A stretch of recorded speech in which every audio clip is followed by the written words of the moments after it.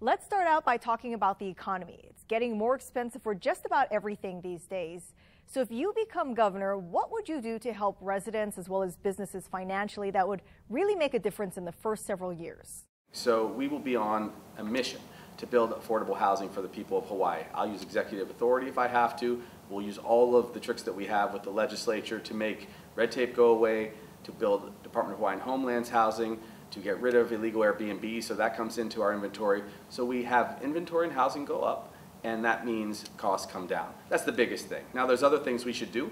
I've proposed on numerous occasions getting rid of the tax on food and medicine. Already there's no tax on pharmaceuticals, but on over-the-counter medications, which are very expensive for people. I know as a doctor that this is tough on people.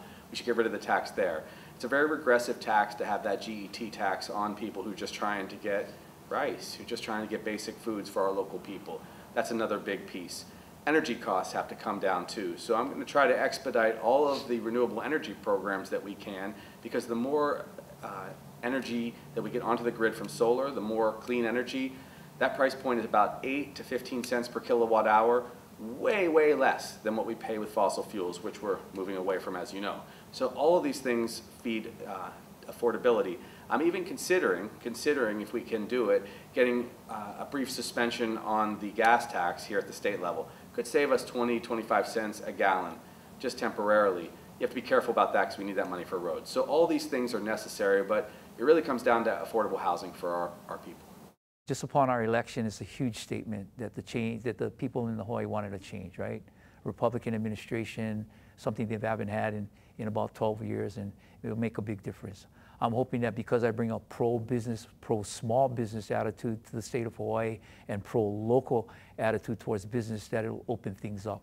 And people will see, hey, things are not going to be the same. Because I believe in, I wouldn't say limited government, but government really getting out of the way when it comes to businesses for tax purposes, for regulations. They're going to see that, and they're going to understand that, and they're going to have that kind of hope. I'm hoping that when I audit the Department of Education, independent financial and management audit, they're going to see that I'm for real in regards to trying to restructure it and making sure that we are spending our money efficiently and paying the teachers what they need to be paid. I hope they will see that also. And then, of course, our housing solution, to me, is the solution when we tie in our local market to local income and jumpstart the Department of Hawaiian Homes so we can open up thousands of homes in the general market. I hope all of that will be the vision that they see, and as a result of that, they'll vote for us accordingly. A lot of people are worried about crime. So if you become governor, what would you do to help lessen crime in Hawaii? First and foremost, I don't want to support any legislation that's going to soften crime. It's not that I'm not compassionate. In fact, through drug court, the opportunity to be the first administrative judge of drug court, I understand what it means to give people a second chance. So I'm always for that. I'm always about how we can have restorative justice in our criminal justice system.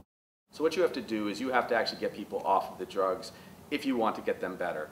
It takes a lot of work because it's not easy to get off that drug.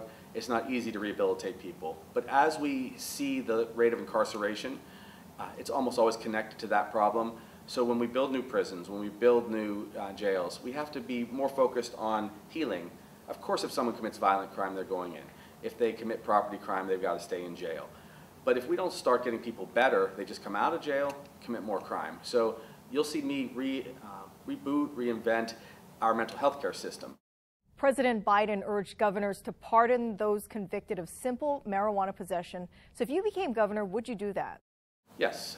Putting people in prison when they've had a challenge with consumption of drugs themselves doesn't make any sense. Why do you put people in prison when they've only hurt themselves and make it cost society $60,000, $62,000 per person per year?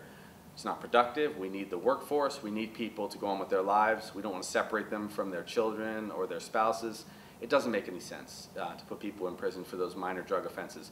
But again, we should be supportive of those people and we should get them better, rehabilitate them. But marijuana is far less of a concern than the opioid epidemic, which we saw people going wild with opioids.